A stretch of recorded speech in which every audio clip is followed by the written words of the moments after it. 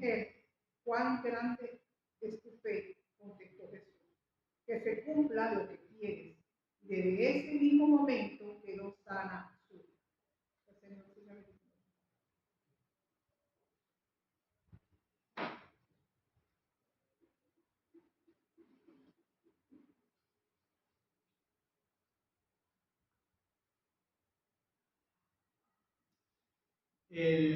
Lo que propone el escenario nos sugería también leer los versículos que van del 10 al 20, que son los que van justo antes de esta cuestión.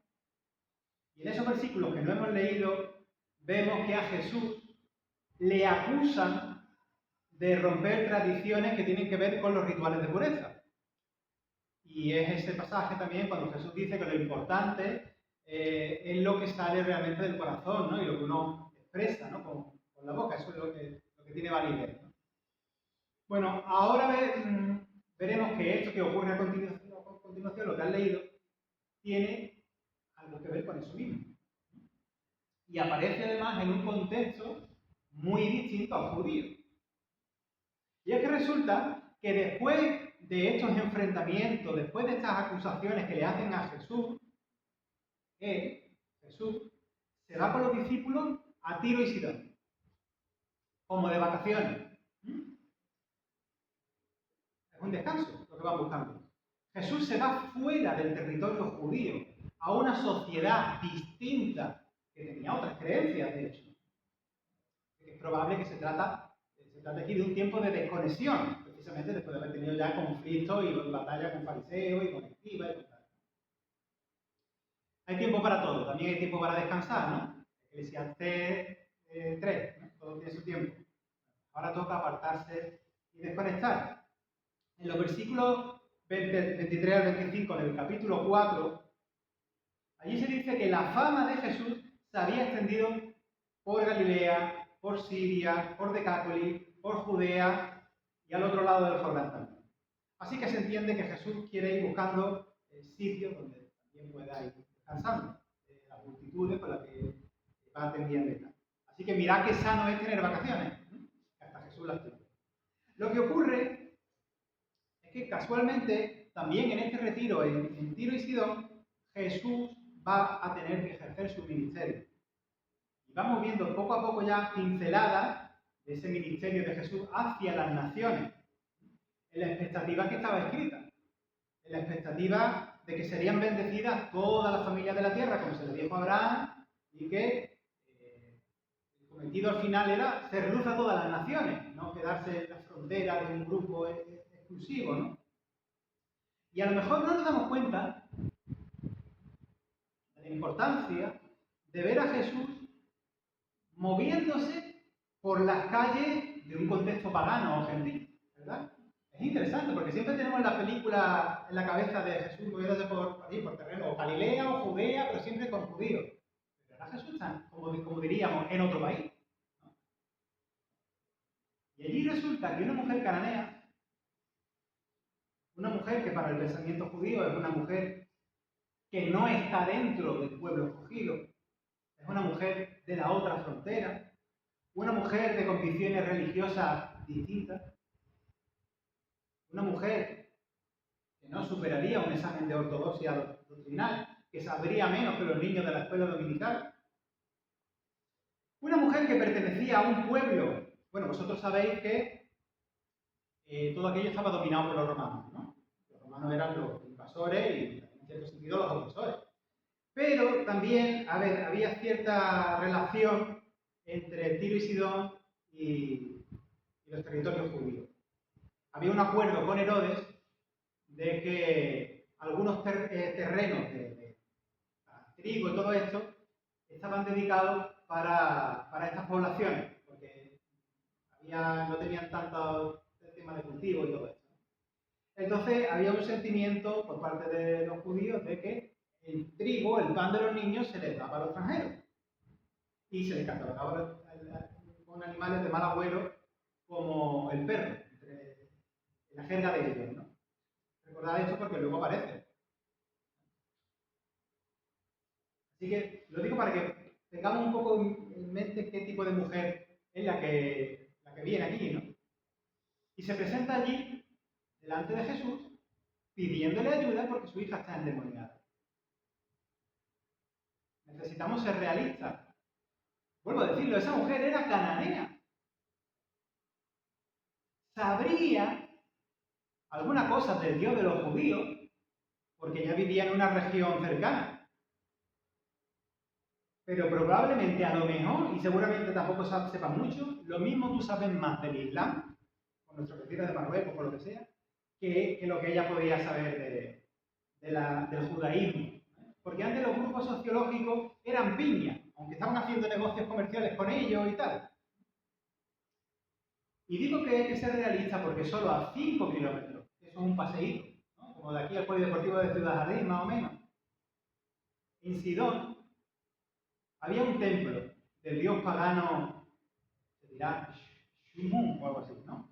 Shmun, que era el dios de la sanación, o de la sanidad, o de las cosas de la salud. ¿Tú te crees que esa señora, teniendo a su hija como estaba, no habría probado ir al templo aquel a ver si el Dios de su tierra, el de su gente, con el que ella se ha criado, no la liberaba, no la sanaba? Y en su desesperación, ahora, acude a Jesús. Algo sabía de él, algo lo había escuchado de él. Basta con saber un poco de Jesús para acercarse. Vuelvo a decirlo, habíamos dicho que en el capítulo 4 de Mateo se dice que su fama había saltado ya para todos lados. Ella había escuchado campanas sobre quién es Jesús. Y lo más importante es que Él, para ella, es puerta de esperanza en la necesidad de su hija. No le hace falta saber mucho. Y es curioso, y es un punto importante lo que voy a decir, porque mientras las autoridades religiosas judías saben de escritura, lo que saben de lo que enseñaban al pueblo sobre la escritura, mientras que esas autoridades religiosas no creen en Jesús y le rechazan, y son el detonante, son los versículos anteriores a este episodio, esta mujer, que es de otra religión, que es de otra cultura, es capaz de llamarle, usando dos títulos mesiánicos, Señor y también Hijo de David, versículo 21. Una extranjera, que además es mujer, que sociológicamente estaba subordinada a los varones. Las mujeres no podían ni preguntar, era el hombre en la casa el que tenía que explicarle las cosas. Pero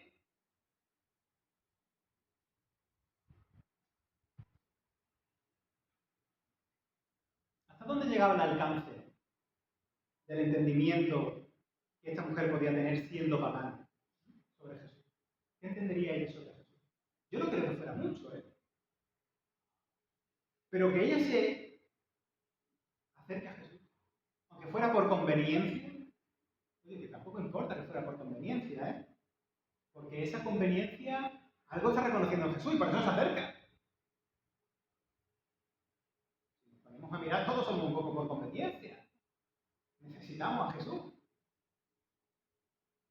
En su corto entendimiento, ser ella de otra cultura, hasta donde ella alcanza, ella hace una confesión de fe. Le llaman Señor e Hijo de David.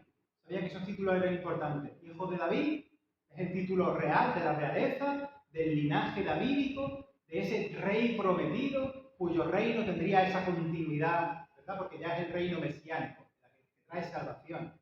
De hecho, en Mateo, cuando se habla de la expresión Hijo de David, va relacionada normalmente con pasajes de salvaciones. Bueno, pues los primeros, los judíos, los maestros que tenían que reconocer a Jesús como tal, como el Mesías, no lo hacen. Sin embargo, una mujer pagana, sin formación, le reconoce. Y lo que ella hace, con torpezas o no, es una declaración de fe. Ella lo afirma, es como si dijera, reconozco quién eres, creo en ti, y por eso creo que puedes salvar a mi hija de su tormento.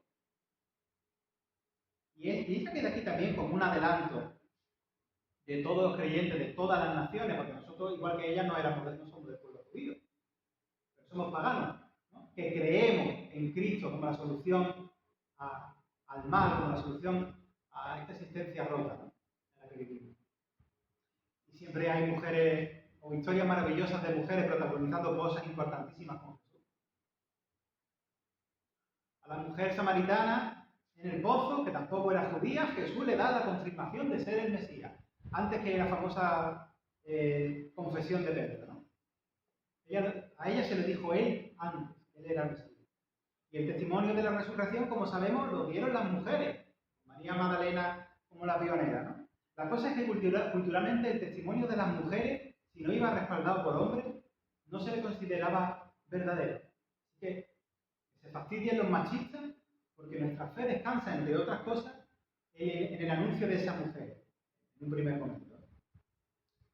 Y tanto el pasaje de Jesús con la samaritana en el pozo, como este pasaje que tenemos aquí, son interesantes porque, como dice el Talmud babilónico, era vergonzoso que un rabino, hablase con una mujer en público. Y Jesús lo hace aquí, lo hace en otras veces. Y aquí va a terminar elogiándola. Los detalles del pasaje son importantes, pero es que el fondo del pasaje. Porque si trasladamos el fondo del pasaje a la actualidad, tenemos que saber o reconocer que hay destellos del Evangelio fuera de las fronteras de la Iglesia, entre gente que a priori no encaja con nuestro contexto, pero que están más abiertas a la fe que una persona que a lo mejor se haya criado dentro de la fe. Y esta mujer es ejemplo. Podemos usar la expresión de rebaño para hablar de la comunidad, del pueblo de Dios. Y está bien, pero hay pueblo de Dios más allá del rebaño. Y eso, el legalismo, que es lo que Jesús enfrenta, aunque por otra cuestión, antes de ir a Tiro y Sidón, el legalismo no lo entiende. Incluso se opone. Y los cristianos tenemos nuestras propias formas de legalismo, así que cuidado. Cuando el Espíritu Santo señala algo, nosotros decimos, no, es que eso no cabe en nuestra cajita de doctrina. Especialmente hoy que vivimos en sociedades muy plurales, tenemos que ser sensibles para facilitar a ese pueblo que está más allá de la Iglesia, que tengan una experiencia auténtica de encuentro con Dios, de encuentro con Cristo en la fe. Y no estamos llamados a entorpecer, sino a facilitar. Y parece una frase de eslogan. No estamos llamados a entorpecer, sino a facilitar. Pero es que la realidad de la Iglesia muchas veces es la contraria.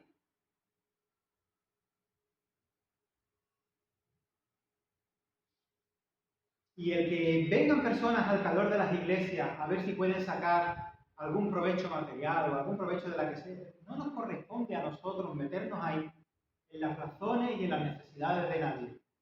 De hecho, eso puede ser oportunidad para mostrar amor de Dios.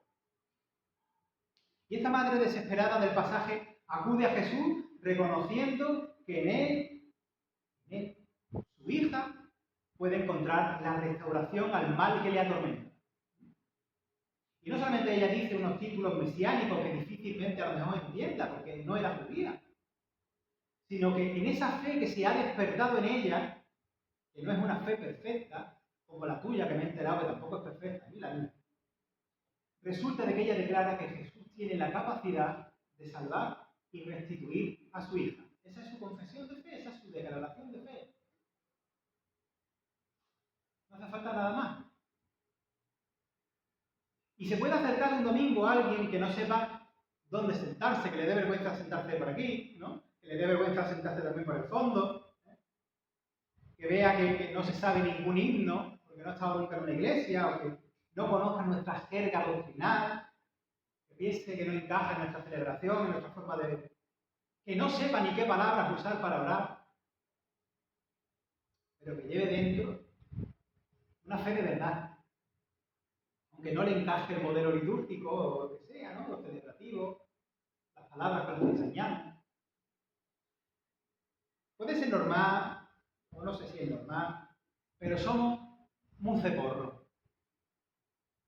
Somos durillos para imaginar cómo Dios obra en la vida de la gente, incluso en aquellas personas que no hablan como nosotros, que no piensan como nosotros, que no vienen a nuestras capillas, que a lo mejor tienen otra cultura, que tienen otras preguntas, que tienen otras maneras de entender la vida, incluso otras maneras de entender la religión, que nosotros no la compartimos, desde luego, no estoy que amén a otras cosas. Y en este pasaje, esta mujer nos obliga a que nos replanteemos las cosas y miremos de nuevo lo que Dios hace, porque Dios no está de brazos cruzados por la vida de la gente. Porque donde tú ves distancia, el Espíritu Santo, el mismo que te impulsa y te mueve a que tú seas misión, te está diciendo otra cosita, te está diciendo que distancia no, cercanía con tu prójimo. Y hay otro punto interesante, estoy terminando, yo sé, por las calores, tenemos que acelerar un poquito, Estas cosas ocurrieron con Jesús, son hechos que ocurrieron con Jesús. Pero cuando el evangelista escribe el relato, también está pasando algo en las iglesias que él conoce. Entonces, tengamos en cuenta dos cosas. La época de Jesús, cuando ocurre todo esto, y luego lo que se llama el Sicil Level, ¿no? La época en la que se escribe el evangelio, ¿no? Porque cuando se pone por escrito estos hechos de Jesús, tampoco había pasado tanto tiempo como algunos quieren exagerar, al mismo tiempo en aquellas primeras iglesias no terminaban de entenderse bien los cristianos que eran de origen judío con los cristianos que eran de origen pagano, de origen gentil. Y eso generaba tensiones en las iglesias. ¿Os suena eso de las tensiones en las iglesias? Y los puntos calientes de los debates eran quién pertenece realmente al pueblo de Dios, hasta dónde llega la salvación, o si hay que primero aceptar costumbres judías para seguir a Cristo. Sobre todo esto, que lo vemos en Gálatas y lo vemos en más sitios, ¿no? Y aquí, inspiradamente, aparece un truco, vamos a llamarlo así, muy interesante. En el texto vemos que Jesús se muestra brusco, ¿no? Muy duro con aquella mujer gentil. De esa manera, cuando los judíos nacionalistas cristianos, pero eran nacionalistas judíos, leían esto orgullosos, decían, ¡ole ahí! Jesús marcando límites, dejándole las cosas claras, ha venido por las ovejas de Israel. Cuando la mujer le habla, al principio Jesús guarda silencio. Pero también son los discípulos los que le dicen, Jesús, deshazte de esta pesadita que lleva todo el camino siguiéndonos y no para de estar insistiendo, dando voces detrás nuestra. Hazle ya algo que se pueda ir y nos deje tranquilos, ¿no? Que estamos de vacaciones. Y Jesús le da una respuesta. Una respuesta que cualquier judío orgulloso, cristiano pero judío orgulloso, le habría puesto el sello de aprobación. He sido enviado nada más a las ovejas perdidas de la casa de Israel. O sea que mi misión se circunscribe solo a los judíos. Lo siento, hasta luego. No está bien que el pan de los hijos se les dé a los perrillos. La frase que aprovecha esa tensión social que complicaba antes. Pero ahora viene la otra parte. La mujer dice, sí señor, pero hasta los perrillos comen las migajas que caen de la mesa de los amos. Y el planteamiento es profundo. Sí, ya vemos la fe de la mujer, pero es profundo, con más cosas. Porque si la gracia de Dios tuviese migajas, que no las tiene, esas migajas ya son suficientes, más que suficientes, para restablecer los rotos por aquel lado. Y encontramos a Jesús sorprendido por la fe de esta mujer. Y esa sorpresa de Jesús, que da además la aprobación de la fe de esta mujer, va a servir para que los judeocristianos cabezones de las comunidades del evangelista dejen ya de poner excusas y reconozcan a los hermanos gentiles como miembros de pleno derecho del pueblo. ¿Me estoy explicando? Y también nos dice a nosotros que Dios hace grandes cosas fuera de nuestras fronteras eclesiales, de nuestras fronteras mentales, del tú sí y tú no. Y además hay aquí una fe que es capaz de imaginar que las migajas de la gracia son más que suficientes porque vienen de Dios y no hace falta nada más. Esa es una fe que no se va, que no se marcha, que dice, yo no me voy porque me conformo con las miguitas que caigan de la mesa, y me voy a esperar que caigan las miguitas. No, no me voy, como en aquel otro pasaje de hace un par de semanas, ¿no? No me voy hasta que no me bendigan, ¿no? Porque un poquitín de lo que tú das da una nueva vida.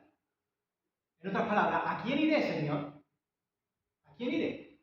Si con un poquito de lo tuyo es ya todo. La gracia no se agota. La misericordia de Dios no se hace pequeña porque se gaste toda en un sitio y luego ya no quede para el otro. ¿De qué estamos hablando? La mujer hablaba de miguitas, ¿no? De migas pequeñas.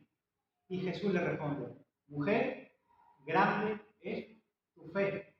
Venías buscando unas migajas y en realidad estás en la mesa donde hay sitio para todos. No aparece en el pasaje, pero entendemos, esa es la teología que hay detrás. Es el Evangelio. Estás en la mesa donde hay sitio para todo el mundo. Y la hija de ella fue restablecida. Recordemos que tenemos un desafío. Primero, nada de hacer exclusiones con nadie, porque Dios no hace acepción de personas. Y luego, como iglesia, tenemos que salir también nosotros fuera de las fronteras de nuestro marco habitual de actuación, de misión. No conformarnos con esas cuatro paredes. Puede que los judeocristianos de la época del evangelista no tenían muy claro aquello de que las promesas de Dios dadas a Isaías y a Abraham eran para todo el mundo. Así que ya se ha recordado, ¿no?